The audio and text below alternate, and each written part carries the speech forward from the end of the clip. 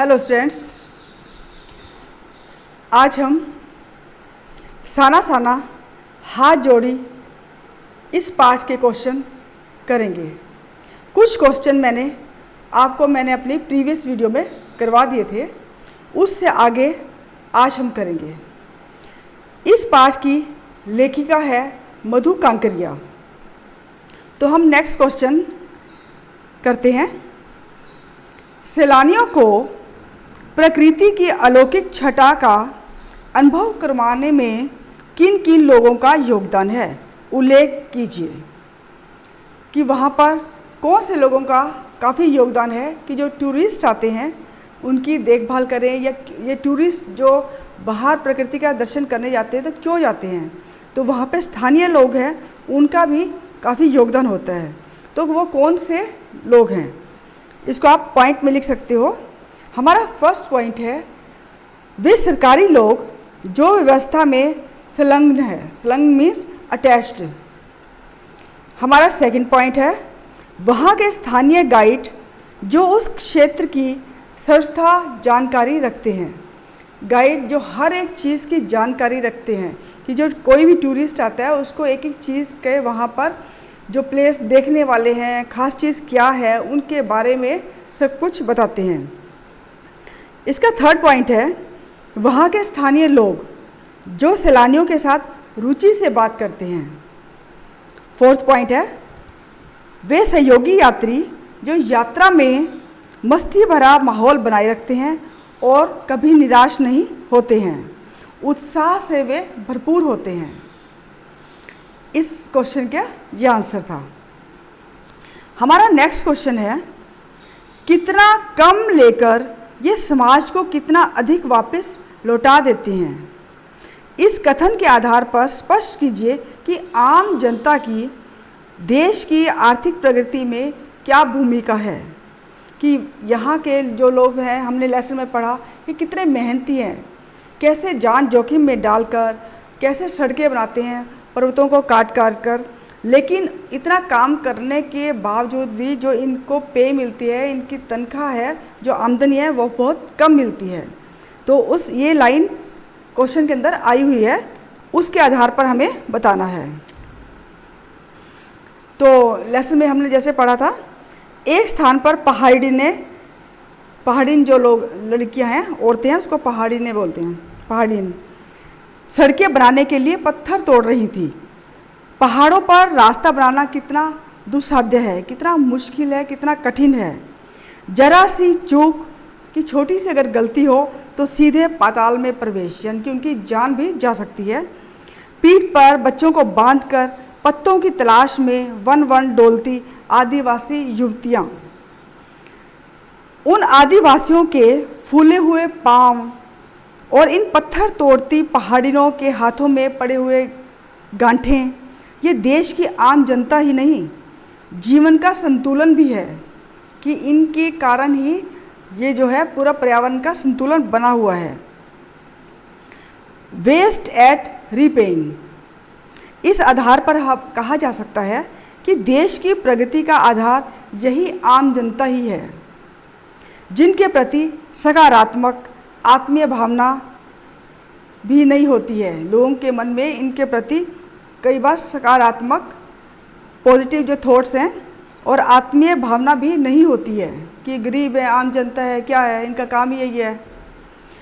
यदि यही जनता अपने हाथ खड़े कर दें मीन्स अगर ये काम करना छोड़ दें, ये ना करें, तो देश की प्रगति का पहिया एकदम ब्रेक लगने जैसे रुक जाएगा। जैसे कोई भी गाड़ी पे हम ब्रेक लगाते हैं, वह गाड़ी रुक जाती है, तो देश की प्रगति की जो गाड़ी है वो भी ऐसे ही रुक जाए अगर ये काम करना छोड़ दें। दूसरी ओर इन्हें ही इतना कम मिलता है कि अपनी दैनिक आवश्यकताओं की पूर्ति भी ये लोग नहीं कर सकते हैं। तो इस लाइन का ये सारा अर्थ था। हमारा नेक्स्ट क्वेश्चन है कि आज की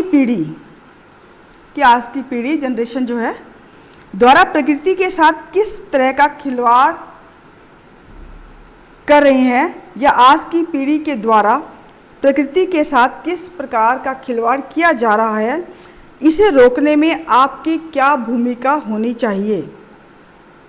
इसमें 2 क्वेश्चन है। तो हमारा उत्तर है, प्रकृति के साथ खिलवाड़ करने के क्रम में आज पहाड़ों पर प्रकृति की शोभा को नष्ट किया जा रहा है।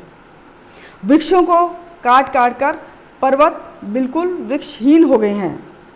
शुद्ध पवित्र नदियों में विविध प्रकार के प्रदूषित वस्तुएं डालकर कोई भी कसर नहीं छोड़ी जाती। नगरों का, फैक्ट्रियों का गंदा पानी पवित्र नदियों में डाला जाता है। सुख सुविधा के नाम पर पॉलीथिन का अधिक से अधिक प्रयोग करते हैं। वाहनों के द्वारा प्रतिदिन छोड़ा हुआ धुआं पर्यावरण के संतुलन को बिगाड़ रहा है। इस तरह प्रकृति का गुस्सा बढ़ रहा है। मौसम में कैसा परिवर्तन आ रहा है, ग्लेशियर पिघल रहे हैं। अब देखो, जब वर्षा की ज़रूरत होती है किसानों को तब वर्षा नहीं आती। वर्षा जब फसल पक जाती है कई बार तब आती है, या सूखा पड़ जाता है, और कई जगह सूखा पड़ रहा है और कई जगह बाढ़ आ गई है। ये सब पर्यावरण के कारण ही है कि जो प्रदूषण की वजह से ही ये सब हो रहा है। अब इसमें 2 क्वेश्चन है। तो दूसरा क्वेश्चन इसमें है कि इसे रोकने के लिए आपकी क्या भूमिका होनी चाहिए? तो हम प्रकृति के साथ खिलवाड़ को रोकने के लिए हम कैसे सहयोग दे सकते हैं, ये भी आप पॉइंट में लिख सकते हो। वर्तमान में जो खड़े हुए पेड़ हैं, जो हैं पेड़, उनको ना काटें और ना किसी को काटने दें। अगर काटना भी बहुत ज़रूरी है तो एक पेड़ और भी लगाएं। वृक्षारोपण करें, दूसरों को वृक्षारोपण के लिए प्रेरित करें। वाहनों का प्रयोग यथासंभव कम करें, ज़रूरत हो तभी प्रयोग करें। बिना वजह सड़कों पर घूमना, ये सब बंद होना चाहिए। सब्जी लाने, व्यर्थ सड़कों पर घूमने में वाहनों का प्रयोग ना करें। पॉलीथीन और बेकार के जो पदार्थ हैं वो नालियों के गंदे पानी को, नदियों को और भी गंदा कर देते हैं, इसलिए उन्हें नदियों में, नालियों में ना डालें।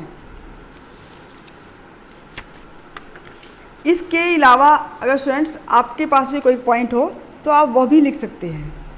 देखिए, एग्ज़ाम में इस बुक के अंदर से 3 मार्क्स का क्वेश्चन आएगा, तो आपको 3 मार्क्स के हिसाब से लिखने हैं और याद करने हैं। हमारा नेक्स्ट क्वेश्चन है, प्रदूषण के कारण स्नोफॉल में कमी का जिक्र किया गया है। इस लेसन को आपने भी पढ़ा है, पढ़ोगे तो इसमें आप देखना कि पर्यावरण की वजह से, प्रदूषण की वजह से जो है स्नोफॉल आजकल कम हो रही है। तो प्रदूषण के और कौन कौन से दुष्परिणाम हमारे सामने आए हैं? उत्तर है, लेखिका लायुंग में बर्फ़ देखने की इच्छा जताती है। वो सुझाए हुए है कि लायुंग में जाएंगे, वहाँ पर बर्फ़ देखने को मिलेगी, कि लायुंग में बर्फ़ देखने को मिल जाएगी। लेकिन वहीं घूमते हुए एक सिक्किम युवक ने उसकी इच्छा पर यह कहकर पानी फेर दिया कि बढ़ते हुए प्रदूषण के कारण स्नोफॉल भी कम होता जा रहा है। अब बर्फ़ सिर्फ कटाव में ही मिलेगी। तो आजकल आपने देखा होगा कि शिमला में भी बर्फ़ बहुत कम पड़ती है। हम भी, मैं अपना भी बात बता रही हूँ कि हम भी एक बार शिमला में गए थे, तो मैंने कहा कि बर्फ़ देखने आए हैं या स्नोफॉल होगी, तो वहाँ के एक व्यक्ति ने कहा कि आपको यहाँ पर स्नोफॉल नहीं मिलेगी, कि आप कुफरी में जाओ, वहाँ पर फिर भी बर्फ़ आपको देखने को मिल जाएगी। यहाँ पर इतना प्रदूषण है, इतने लोग आते हैं, होटल बने हुए हैं, जगह दुकानें हैं, धुआं उठता है, इसलिए स्नोफॉल कम हो चुका है। तो वही चीज़ इसमें ऐसे ही है। तो अब प्रदूषण के और कौन कौन से दुष्परिणाम हमारे सामने आ रहे हैं, वो कौन से हैं? अंटार्कटिका की बर्फ़ निरंतर लगातार पिघल रही है, जिसके कारण समुद्र का जल स्तर बढ़ता जा रहा है। समुद्र का जो पानी का लेवल है वो ऊपर आ रहा है। धरती की सीमाएं डूबने लगी हैं। नदियों में पानी की मात्रा में इतनी कमी हो रही है कि जिसे देखकर नदियों के सूखने की आशंका होने लगी है, कि अगर पहाड़ों पर बर्फ़ नहीं जमेगी, ग्लेशियर जो है निरंतर पिघलते जा रहे हैं, और देखो सर्दियों में बर्फ़ जमे टेम्परेचर अगर डाउन होगा तो खूब बर्फ़ जमेगी, जैसे ही गर्मी आएगी तो वो पिघलकर पानी नदियों में जाएगा। अब वहाँ पर बर्फ़ ही नहीं जमेगी, स्नोफॉल होगी नहीं, तो फिर नदियों में पानी कैसे जाएगा? तो ये बात इस क्वेश्चन में हमने बतानी है। नदियों का जल बहुत प्रदूषित हो गया है। अब उससे क्या है, उस जल में रहने वाले जीव जंतुओं का जीवन भी खतरे में पड़ गया है। अगर उसमें जल नहीं होगा तो छोटे मोटे जो कीड़े हैं, मछलियां हैं, जो जीव जंतु हैं, वो हमेशा के लिए ख़त्म हो जाएंगे। नेक्स्ट पॉइंट में है, पेड़ कटने से कार्बन डाइऑक्साइड और ऑक्सीजन का संतुलन, बैलेंस बिगड़ गया है, जिससे हमारे हेल्थ पर बुरा प्रभाव पड़ रहा है। मौसम चक्र बदल गया है, जिससे पैदावार घट रही है। प्राकृतिक आपदाओं ने जोर पकड़ लिया है। ये सारे पॉइंट इस क्वेश्चन के बनते हैं कि प्रदूषण के और कौन कौन से दुष्परिणाम हमारे सामने आए हैं। हमारा नेक्स्ट क्वेश्चन है, कटाव पर किसी भी दुकान का ना होना उसके लिए वरदान है। इस कथन के पक्ष में अपनी राय बताइए, अपने कुछ राय व्यक्त कीजिए। अब जैसे इस क्वेश्चन में हमने पढ़ा था, ऊपर वाले में उन्होंने, लेखिका ने कहा कि लायुंग में बर्फ़ देखने की इच्छा थी, लेकिन सब ने कहा कि ये जो बर्फ़ है वो यहाँ नहीं मिलेगी, स्नोफॉल आजकल कम होती है, तुम्हें कटाव में मिलेगी। लेकिन अब कटाव के अंदर क्या है, ना कोई होटल है, ना कोई दुकानें हैं। ये उसके लिए एक वरदान साबित हो गया कि ना दुकानें होंगी, ना लोग आएंगे, ना पोल्यूशन होगा, ना गर्मी बढ़ेगी। तो ये कटाव है वो इसके लिए वरदान है, उसकी सुंदरता वैसे की वैसे बनी हुई है। कटाव को अपनी स्वच्छता और सुंदरता के कारण हिंदुस्तान का स्विट्जरलैंड कहा जाता है, या यह कहिए कि स्विट्जरलैंड से भी सुंदर। यह सुंदरता आज इसलिए विद्यमान है कि क्योंकि यहाँ पर कोई दुकान नहीं है। यदि यहाँ भी दुकानें खुल जाए, कोई होटल खुल जाए, तो इस स्थान की सुंदरता भी जाती रहेगी। इसलिए कटाव में दुकान का ना होना एक वरदान साबित हुआ है। हमारा नेक्स्ट क्वेश्चन है, प्रकृति ने जल संचय की व्यवस्था किस प्रकार की है? प्रकृति ने बहुत अच्छे ढंग से किया है, भगवान ने बहुत अच्छे हमारा ये सिस्टम सही किया है कि सर्दियों में पहाड़ों पे बर्फ़ जमती है और गर्मियों में पिघलकर नदियों में पानी आता है, जिससे कि कृषि होती है और लोगों को पानी पीने को मिल जाता है। तो अब इसके बारे में हमें बताना है। प्रकृति के द्वारा जल संचय में जल को इकट्ठा करना की व्यवस्था हिम शिखरों के रूप में अद्भुत ढंग से की गई है। प्रकृति सर्दियों में बर्फ़ के रूप में जल को इकट्ठा करती है, जल संग्रह कर लेती है, और गर्मियों में पानी के लिए जब त्राही त्राही मचती है तो यही ये बर्फ़ शिलाएँ पिघल कर जलधारा बनकर हमारे सूखे हुए होठों को तरावट पहुंचाती है। हम उसको पी सकते हैं, यानी कि हमारी प्यास बुझाती है। कितनी अद्भुत व्यवस्था है, कितनी अद्भुत अरेंजमेंट है जल संचय की। इस तरह प्रकृति के द्वारा जल संचय की व्यवस्था है कि पहाड़ों पर जाड़े में सर्दियाँ बर्फ़ के पहाड़ बन जाते हैं, और यही हिम शिखर पिघल कर नदियों के द्वारा कृषि की, लोगों की और धरती की प्यास बुझाते हैं। हमारा नेक्स्ट क्वेश्चन है, देश की सीमा पर बैठे फौजी जो हमारे जवान हैं किस तरह की कठिनाइयों से जूझते हैं? उनके प्रति हमारा क्या उत्तरदायित्व बनता है, क्या रिस्पॉन्सिबिलिटी बनती है? उत्तर है, देश की सीमाओं पर बैठे फौजी उन सभी विषमताओं से जूझते हैं जो सामान्य जनजीवन के लिए बहुत कठिन है।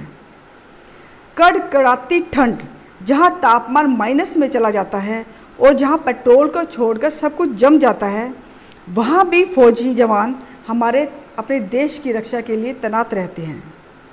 और इसी तरह वे गर्मियों में, ये तो सर्दी में है, गर्मियों में भी कैसे वो हमारे देश की रक्षा करते हैं। इस तरह वे शरीर को तपा देने वाली गर्मियों के दिनों में रेगिस्तान में रहते हुए हाँफ कर अनेक विषमताओं से जूझते हुए कठिनाइयों का सामना करते हैं। हमारे देश की रक्षा के लिए, हमारी रक्षा के लिए वो कैसे सर्दियों में और गर्मियों में देश की सीमा पर तैनात रहते हैं ताकि हम सुख की सांस ले सकें। उनके प्रति हमारा उत्तरदायित्व क्या होना चाहिए? उनके प्रति हमारा उत्तरदायित्व है कि हम उनका सम्मान करें, उन्हें देश की प्रतिष्ठा और गौरव को अक्षुण्ण रखने वाले महारथी के रूप में आदर करें, उनके और उनके परिवारों के प्रति सम्माननीय भाव रखें, आत्मीय संबंध बनाए रखें।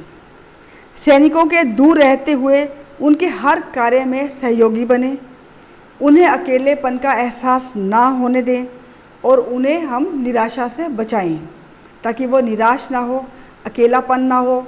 और दूसरी बात, अगर वो हमारे देश की चिंता करते हैं, हम लोगों की चिंता करते हैं, तो हमें भी हमारा फ़र्ज़ बनता है कि वो हम उनके परिवार की चिंता करें।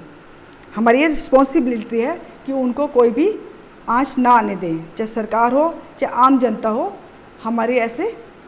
हमारा ये उत्तरदायित्व हम सबका बनता है। तो स्टूडेंट्स, आज ये हमने इस लेसन के क्वेश्चन कंप्लीट किए हैं।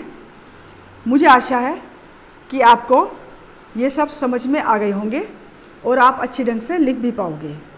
अगर फिर भी कोई क्वेश्चन समझ में ना आया हो तो मेरे व्हाट्सएप नंबर पर आप कांटेक्ट कर सकते हैं। तो thank you and have a nice day.